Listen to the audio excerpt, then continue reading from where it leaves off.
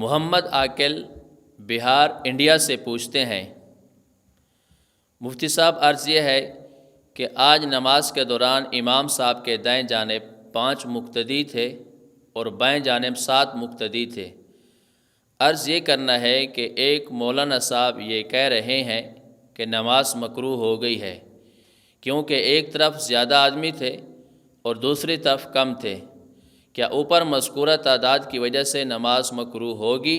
کیا ان کا مکروہ کہنا صحیح ہے؟ برائے مہربانی مدلل جواب عنایت فرمائیں۔ سب سے پہلے صف بندی کا طریقہ سمجھ لینا چاہیے۔ صف بنانے کا طریقہ یہ ہے کہ صف کو درمیان سے شروع کرنا چاہیے۔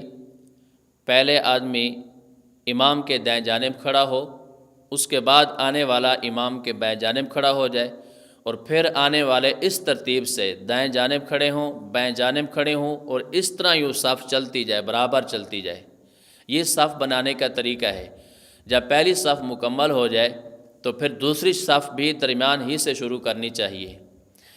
سوال کے اندر جو بات پوچھی گئی ہے کہ امام کے بائیں جانب زیادہ لوگ ہیں، 7 بندے ہیں اور دائیں جانب کم 5 بندے ہیں، تو آیا یہ نماز مکروہ ہوگی یا نہیں ہوگی؟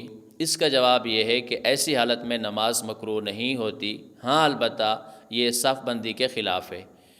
اور دوسرا یہ ہوتا ہے کہ جب مقتدی آ رہے ہوتے ہیں تو اس وقت کوئی مقتدی ایسا نہیں ہوتا کہ وہ پہلے نمازیوں کی تعداد کو شمار کرے کہ کس طرف لوگ زیادہ کھڑے ہیں اور کس طرف کم ہیں، لہذا ایسی صورت میں نماز مکروہ نہیں ہے، نماز بلا کراہت جائز اور ٹھیک ہو جائے گی۔